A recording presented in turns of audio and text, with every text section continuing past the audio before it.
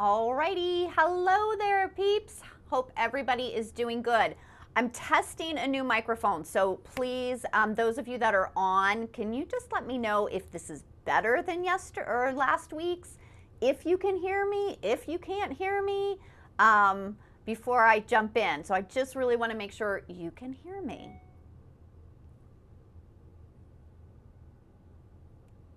Hi Vicki, hi Betsy, hi Janet. Okay, so I got a thumbs up, so you guys can hear me.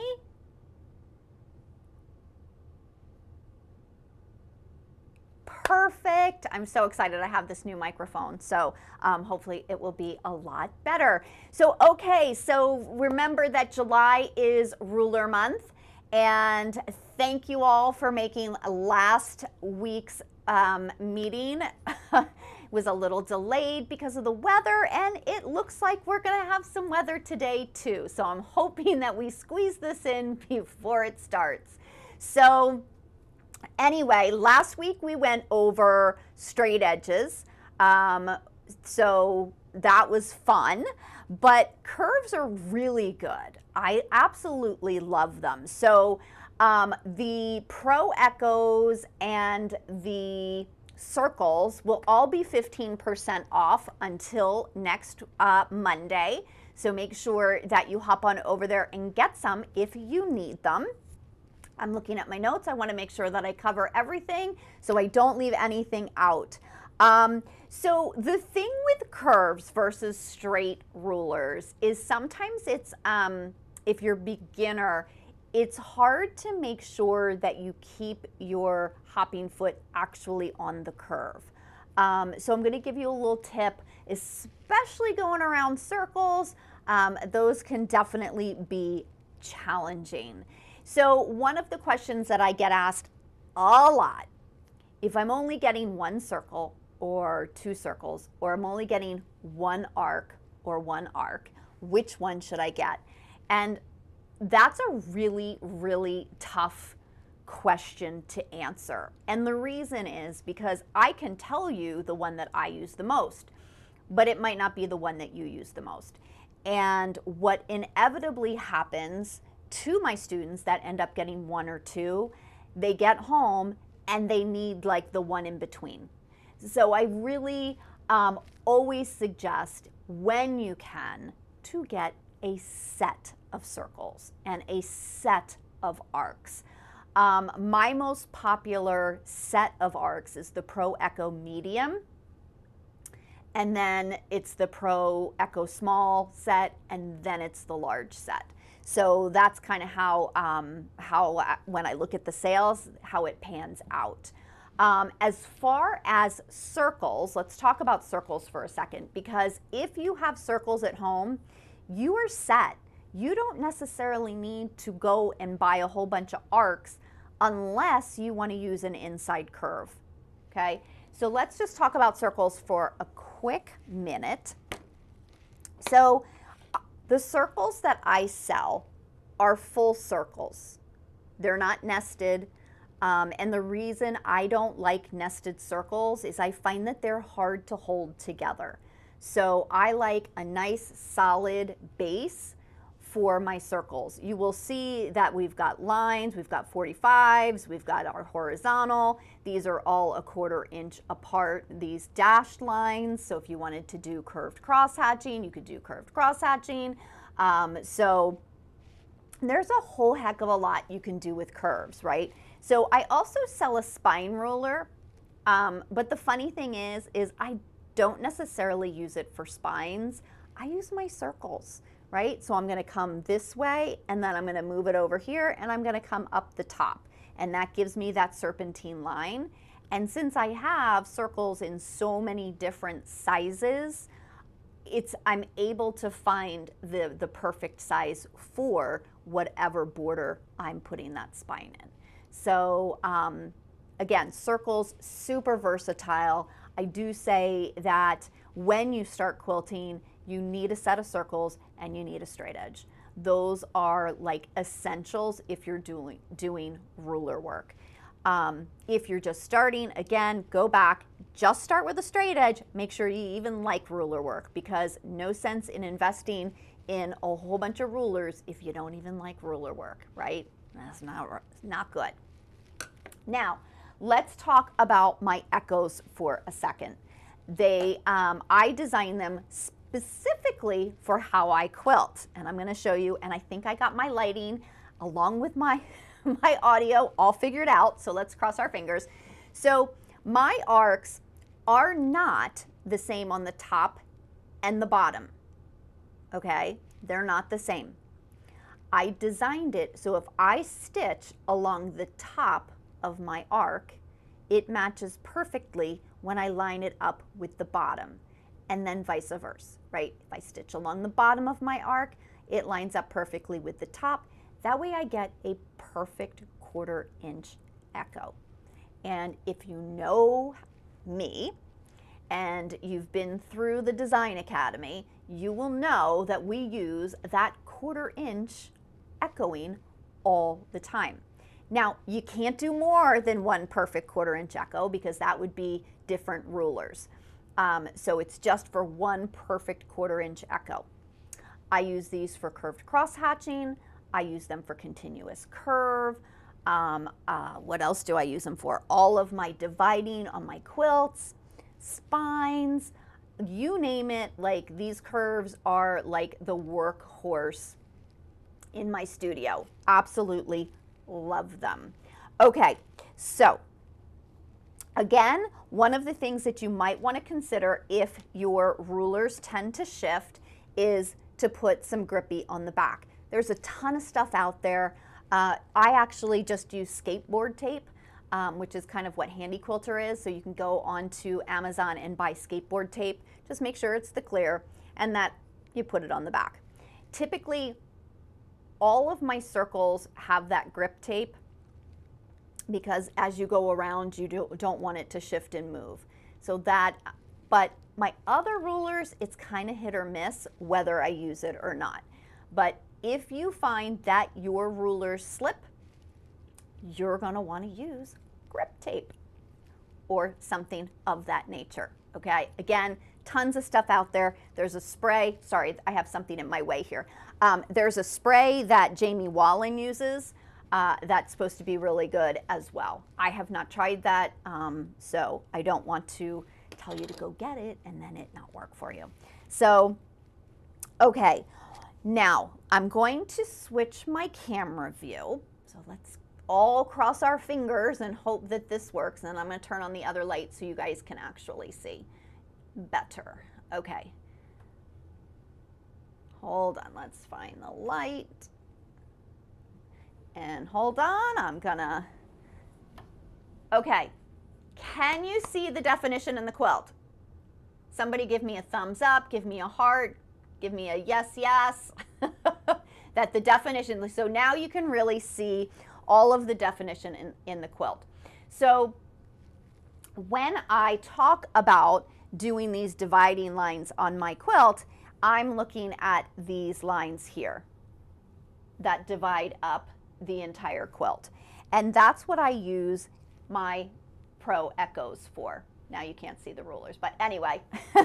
So that's what I use the Pro Echoes for, right? I do all of those types of dividing lines. But let's look at some other things that we can use curves for. So here you can use it for clamshells, right? So this is on a smaller version, but you can use a bigger ruler and do the same thing. And I do have some YouTube videos on how to do clamshells.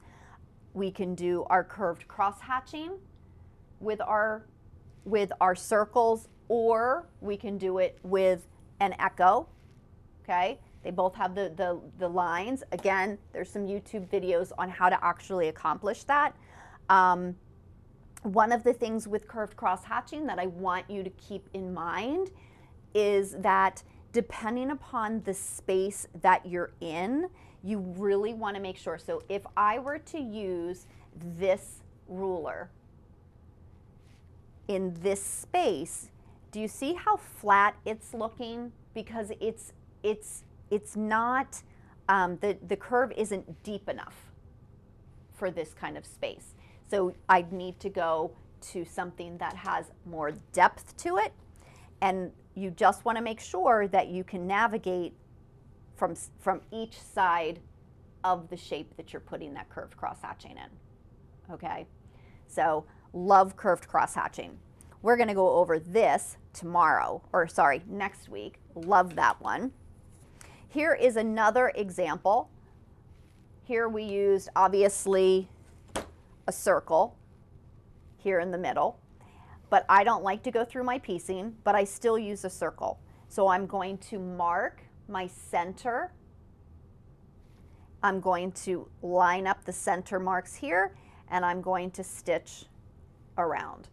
Now with something like this, there's a couple different things because I have a feeling somebody's going to ask me this question. I can come and I can stitch along here, stitch in the ditch, up, down, and continue on.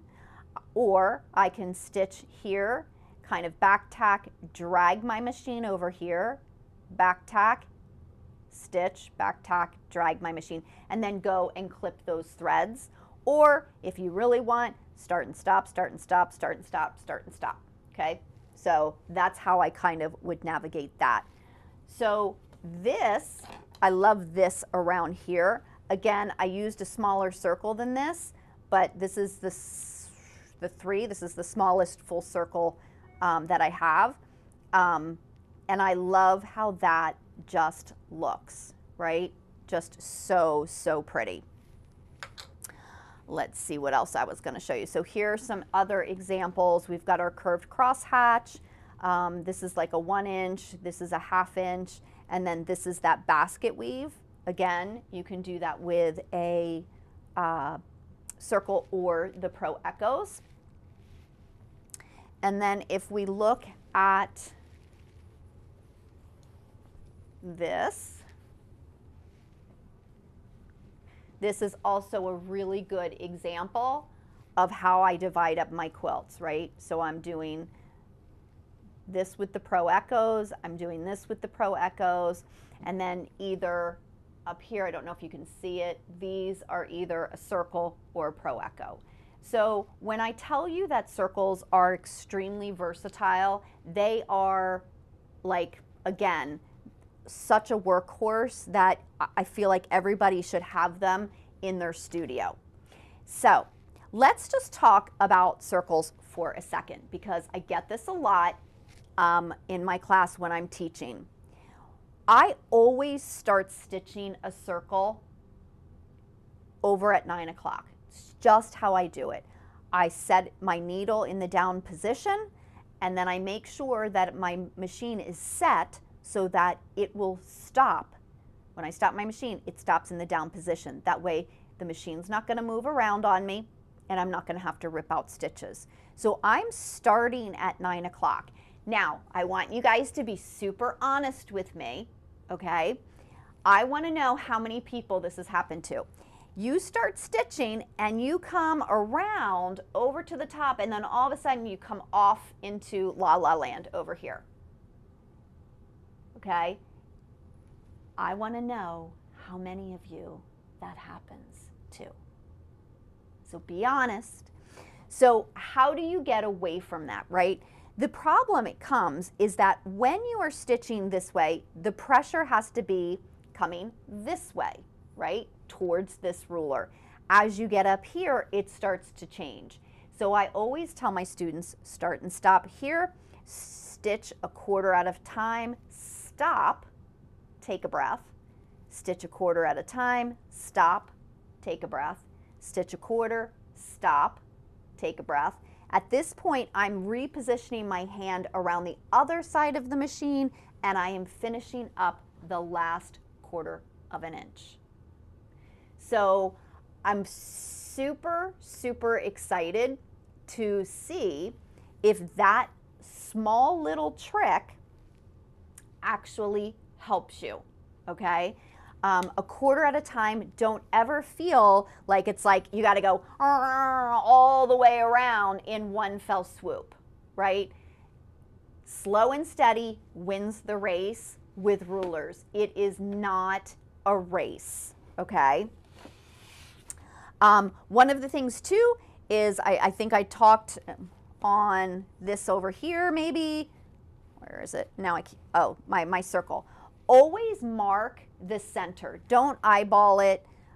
When you're dealing with full circles, you want circles to be circles and not look like funky, funky odd shapes. All right. So marking matters, and I like to use a Marvy marker.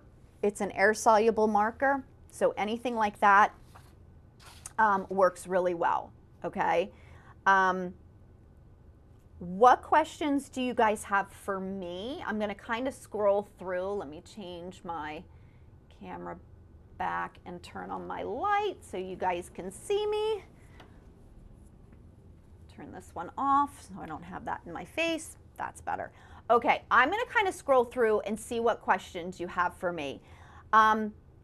There's a lot more involved in curves, and I think what I'll end up doing maybe in September is kind of breaking things down a little bit more, and I'll do a live just on the Pro Echoes, and then hopefully by then I'm trying to get my machine set up where I can actually demo for you on these lives and you can see it. So that's the plan. Okay. So I'm going to scroll through. So I'm going to go back up to the top and scroll my way down so I don't miss anything. Vicky. Okay, so Vicky has both kinds of circles but have not figured out best way to hold the ruler when quilting. So Vicky, are you on a sit down or are you on a long arm? Let me know and I'll circle back.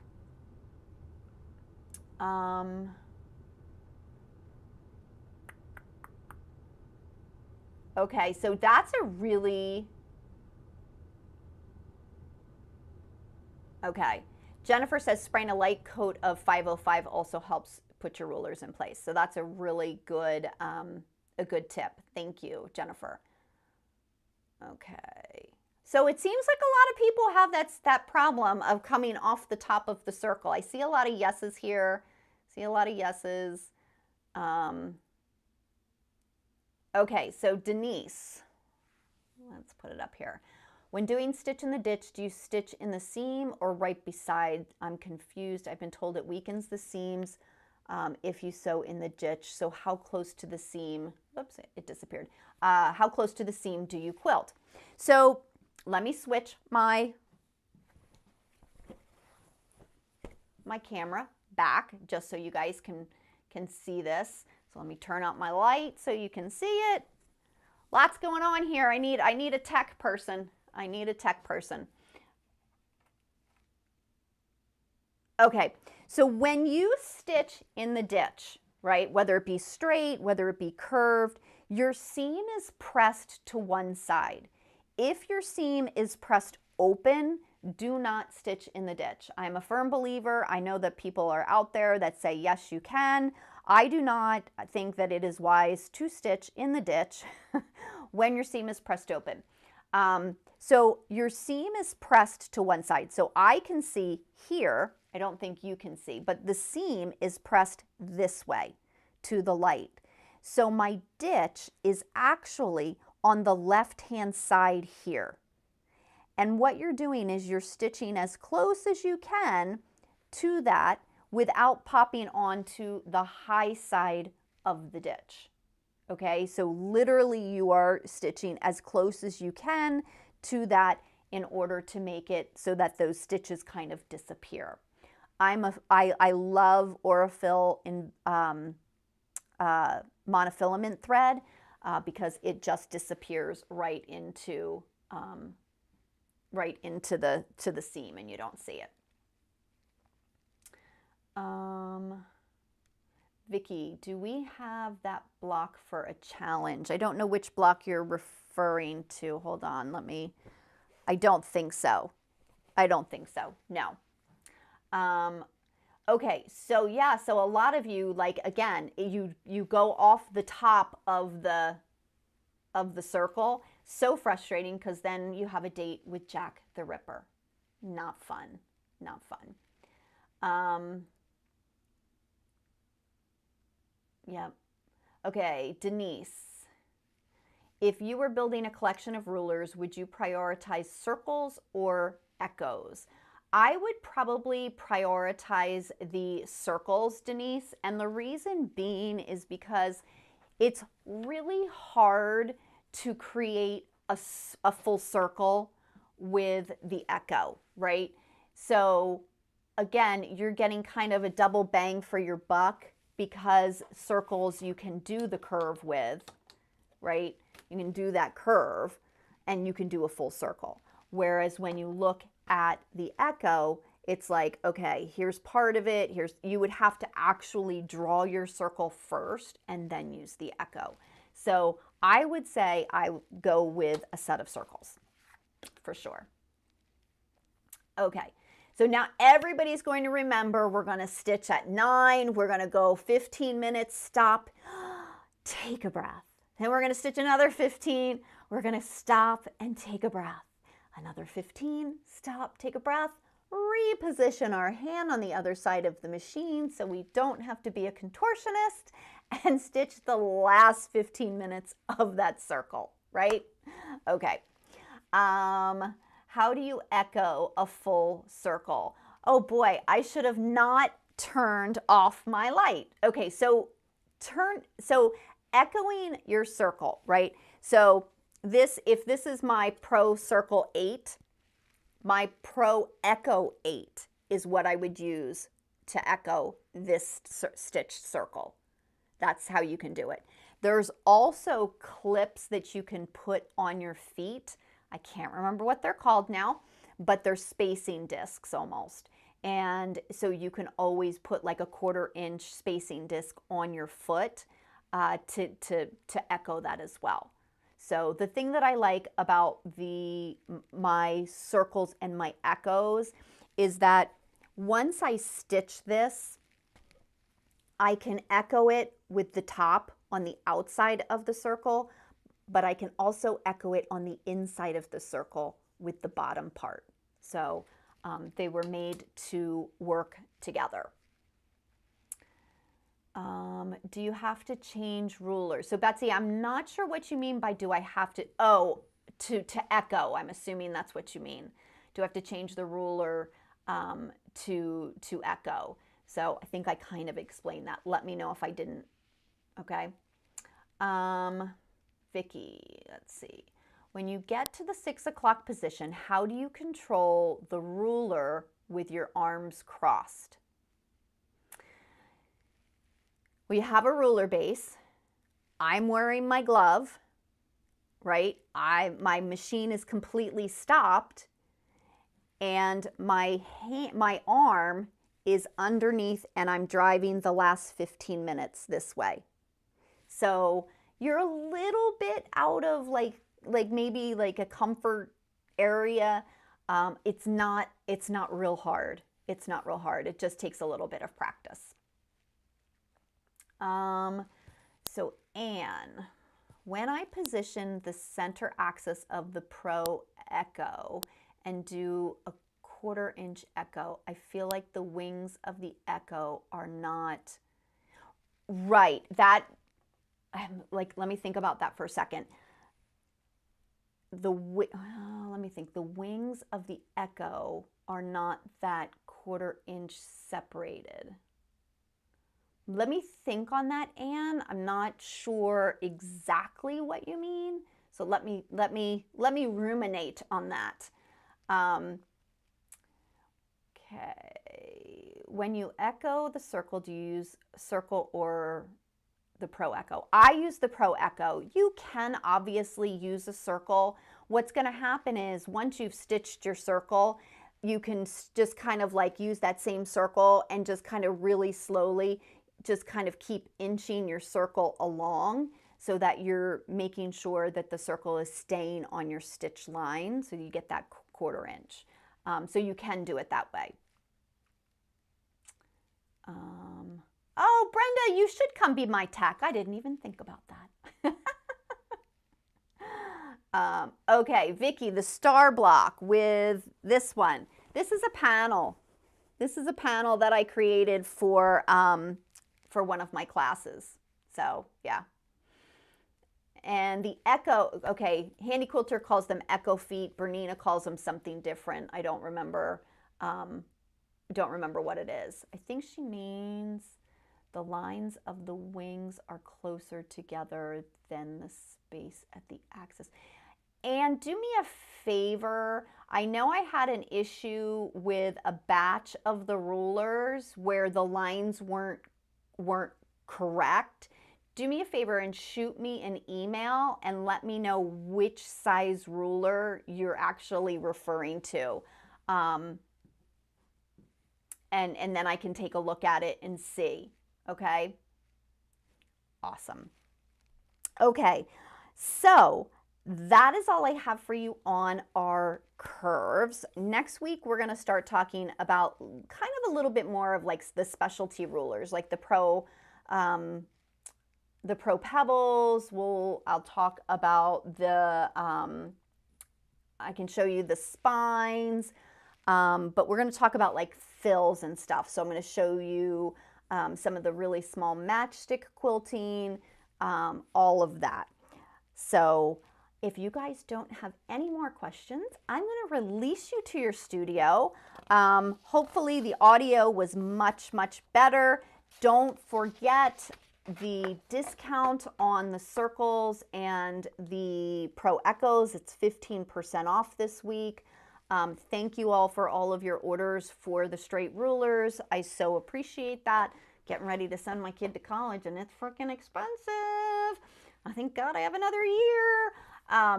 All right, you guys have a great day and I will see you all next week.